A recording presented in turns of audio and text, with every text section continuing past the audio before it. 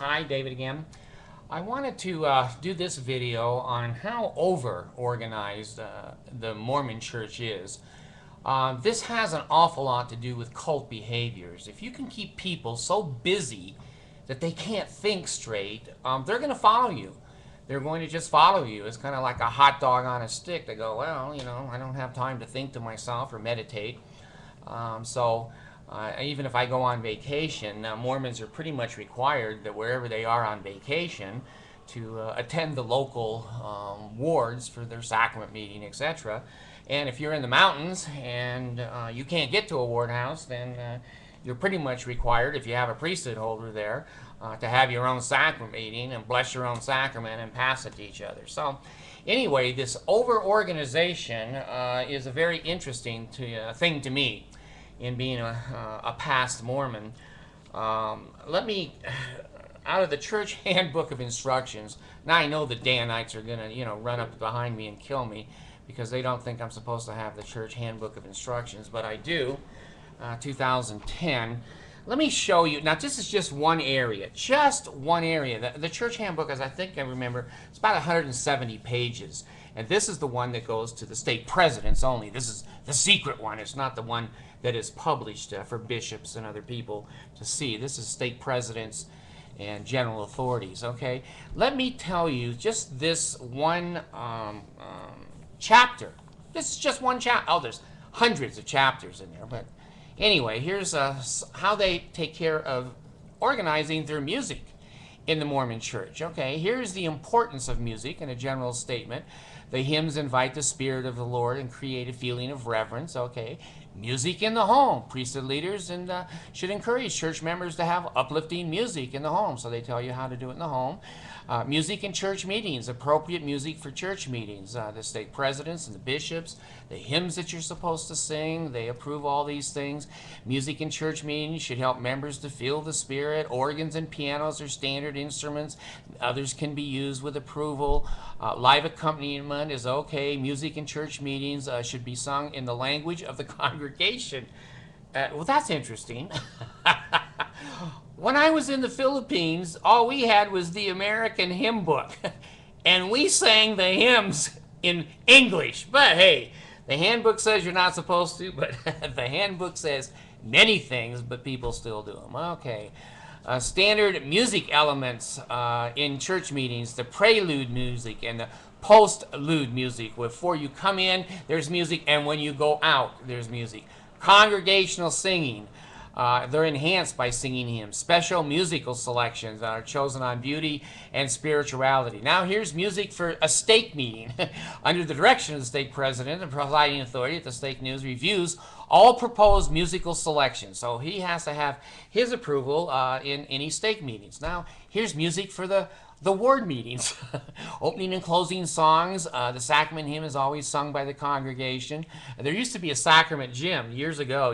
Guys don't remember this, but it used to be 2.5-minute talks in Sunday school and the sacrament gym. And then the congregation chanted and repeated the sacrament gym. But anyway, let's go back to music here. If a musical program is presented, it should be simple, reverent. I'll tell you all about that. The bishopric oversees music in the ward priesthood meetings. Music for special meetings. Now, there's so many special meetings, I don't know. For baptismal services, for weddings, there's instructions on funeral music and activities. I guess for the young people, they sing hymns.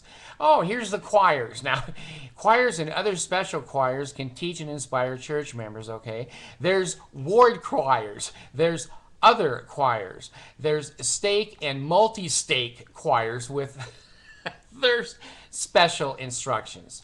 Now there's stake music leadership, okay? The stake presidency oversees all the stake music, and the stake music advisor. See, everybody is a counselor, an advisor, a representative, a president. Everyone has a title, okay? He communicates information between the stake president and the stake music chairman. Now we've got another person out there, the stake presidency, the advisor, and now the chairman. Everybody has a job in the Mormon Church.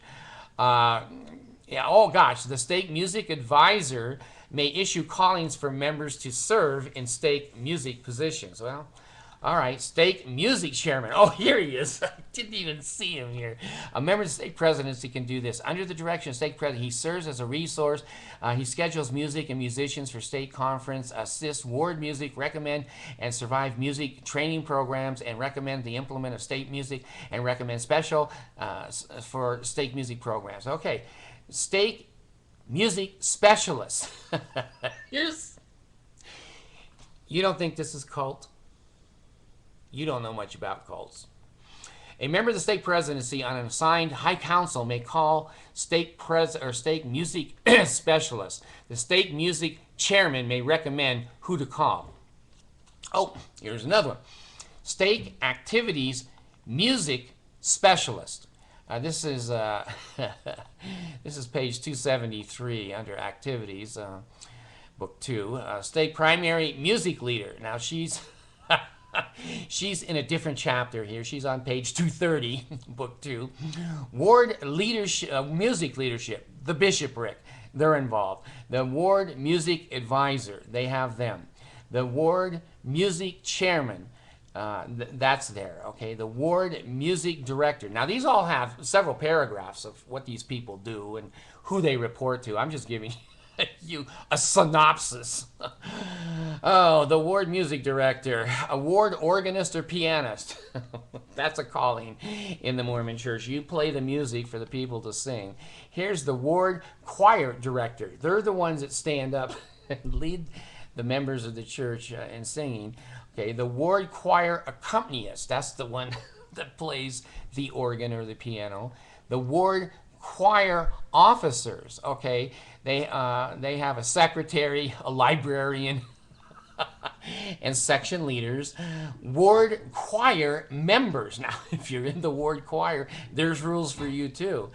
May participate voluntarily, or the bishopric may invite or call them to participate. So if not enough people show up, you're given an assignment, you're in the ward choir. Oh, here's priesthood musical director and pianist or organist. Okay, they have their own directions and their own rules and regulation. Okay, ward activities musical specialist. That's on page 273 in book 2. The ward auxiliary music directors and pianists. That is in section 218 in the Young Women's, page 232 in the primary, in the Church Handbook of Instructions. Okay, here's music training, organizing music training programs. Okay, here's, if you want to organize a training, and here's the rules. Here's 3 paragraphs on that. Providing regular music training. Oh, there's 7 paragraphs on that. Obtaining and using music. So hymn books and things that you can use, things you can't use. Well, what can I say? What can I say other than the things that I know about a cult is that they keep people so busy that they don't have time to think, see, read, or to evaluate where they are in life. Now, the Church Handbook of Instructions was taken off of the internet because of what the church, they sued. I think it was WikiLeaks. They sued and said that it was copyrighted and it wasn't allowed to be on the internet. Well, they didn't want it on the internet because they didn't want to see the world seeing the silliness that's in there. That I just read to you is just music in the Mormon Church. There are pages and pages and pages. I just read it last night. Interesting things that stuck out of my mind was that if you have a transsexual operation for any reason, the priesthood is not in your penis. And if you take a vagina on, or vice versa, you don't get a temple recommend, and you're not married in the temple for time and eternity, you've broken the laws of God. So all you transsexuals that were hoping, I'm sure you're lined up to join the Mormon Church, you're out of luck. You're in shitville today. There were other things in there about, you know, if the missionaries have had a little bit of homosexual experience when they were younger, that's okay. That can be excused. But lots of it, you know, they're not going on a mission. And then it was very interesting because I have an ex-wife that basically was screwing almost daily in 11th and 12th grade in high school, and then she was called on a mission. And she had to have a general authority or someone come down and interview her because she had been screwing so much. Well, the church handbook clearly says that if you've had lots of intercourse with a lot of people or the same person over and over, you ain't going on a mission. There's exceptions. If you pay big tithing, there's exceptions to every rule in the handbook. So off she goes on a mission, and then within a month or two after her mission, she came home and screwed the elders quorum president in the back seat of the car in the BYU parking lot. So, hey, what's the church handbook, right? So anyway, there were a few things that stuck out at me, but I have to say, and I want to be honest. I've told you people from the very beginning, I always want to be honest. The church handbook of instructions is not as bizarre, perhaps, as it used to be. I didn't feel a meanness to it like I felt in past years. To me, there was a feeling of control, control, control. It is a cult. And they want your penis, and they want your vagina, and they want your tithing money. And they're heavily invested in brainwashing, brainwashing, and brainwashing until you're up to about 25 after your mission. And then they control basically the rest of your life. But there were sections in there on the courts of love. They don't call that anymore because they know how stupid that sounds now. It sounded stupid to the world for 200 years. They're called disciplinary courts. And, I have to say this. If every bishop and every stake president followed every rule in the Handbook of the Church, 2010, it's still a cult, but I don't see a meanness and I don't see a evilness. I see control and I see taking advantage of people, but the problem is these rules and regulations are not universally accepted or obeyed. And so if you're a stake president's son or you're a general authority's daughter, you get into BYU. I don't care what your grade point average is. You get in.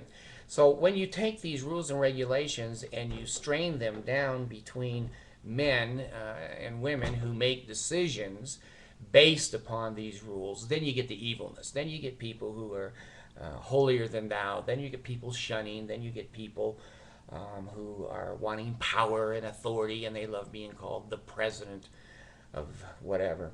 So you can get you can still get the handbook online. It's just that you got to get it from people who took it before the lawsuit. And since then, the church won that lawsuit, and WikiLeaks and others have had to remove it from the internet. But it's available, and I always say to you, don't believe me, go look on the internet. Well, you can do that. And if you're curious enough, you can find the websites that still produce that document.